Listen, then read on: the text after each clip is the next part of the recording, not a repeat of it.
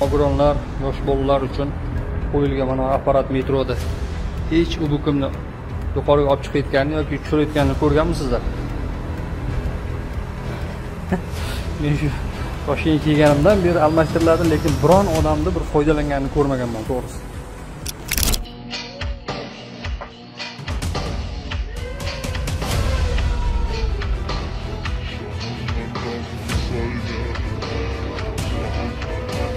Faqat internetda ko'rganman qanaqa ishlashini. Lekin hayotda hech ishlatib ko'rmadik-da. Yo'q, bu mas'ullarning gapiga men qo'shilmayman, sababi barchamiz har kuni ko'radigan, ammo doim ham foydalana olmayotganimiz metrolardagi elektron panduslar nega ishlamayapti? Shu yilning yozidan Toshkent metropoliteni bekatlarida yosh bolali, nogiron hamda keksa yo'lovchilar qulayligi uchun elektron ko'targichlar o'rnatish boshlangan edi. Aholida esa norozilik bor. Yangi moslama ular manfaatiga xizmat qilmayaptimi? U ishlamaydi-da, foydalanmoqchi bo'lib ko'rganman kalaska bilan, lekin chiqara olmaganman. Ko'p Olmazor metroda ham ko'p ko'rganman. Men ishlatib ko'rmoqchi bo'lasiz, ishlamaydi-da. Faqat turibdi nomiga. Kimdir chiqarishi, bir narsalar qilib chiqishga to'g'ri keladi-da. Ishlatib qo'ysalaringiz yaxshi bo'lardi. Baribir bolali bitta men emas, juda ko'p ota-onalar bor. Zinadan chiqishda har doim birovga yordam ber deb o'tirmasdan, kalaska bo'lsa shunday chiqib ketaverardik, yaxshi bo'lardi lekin. o'rnatganligiga mana bilmadim, 2 oyda oshdi. Chiqib tushga masalan o'zim bo'lmasam ayolim yonida yordamga qarashadi. Ishlagan taqdirda ham bu knopkalari, tugmachalari yongan holatda bo'lishi kerak edi. Hammasi o'chiq. Toshkent yer osti metrosining deyarli barcha bekatlarida yosh bolalilar, nogironligi bo'lgan shaxslar va keksalar uchun elektron panduslar o'rnatildi. O'rnatilganiga ancha bo'lganiga qaramasdan, ular hali soz holatda ishlamayapti degan aholining e'tirozlariga duch kelyapmiz.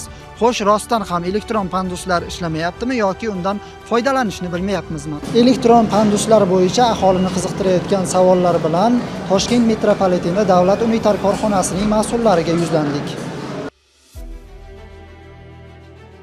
Ko'pchilikda savol bo'lyapti, nima uchun ishlamayapti? Qachondan boshlab mana shu panduslar to'liq ish holatida bo'ladi hammasi? Assalomu alaykum. Bugungi kunda kelib Toshkent metropoliteni bekatlarida jami 45 ta elektron ko'targichlar panduslar o'rnatilgan bo'lib, bulardan 21 tasi hozirda soz holatda shu ish jarayonida.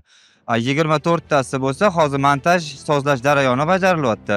Lekin bu nosozliklarga uchraganini deyishayotganligi, bu nosozlikka uchramagan. Barcha bekatlarimiz o'rnatilgan bekatlarimiz holatida barchasi ishlab turibdi.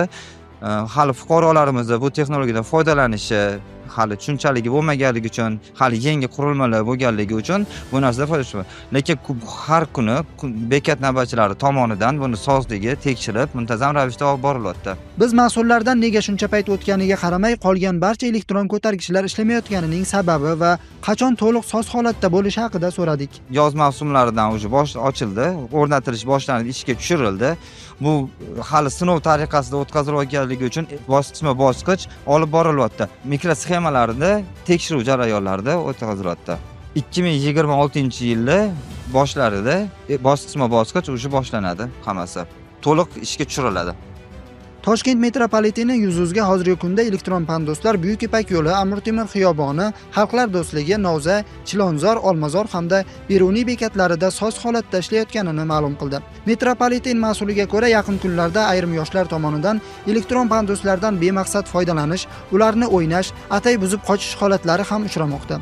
Bu harakatlar panduslarda nosozlik chiqishiga sabab bo'lmoqda. Shu munosabat bilan metropoliten elektromexanika xizmati distansiya boshlig'i aholiga murojaat yo'lladi. Elektr panduslarimizni yoshi katta keksalarimizga, yosh bolali kalaskasi bor ayollarga, imkoniyati cheklanganlarga mo'ljallangan bo'lib, bundan bemaqsad foydalanmasliklarini so'rab qolamiz.